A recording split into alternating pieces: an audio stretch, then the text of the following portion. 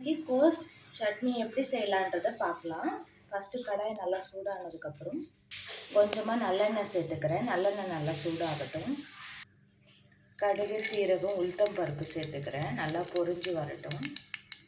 கொஞ்சமாக கருவேப்பிலை,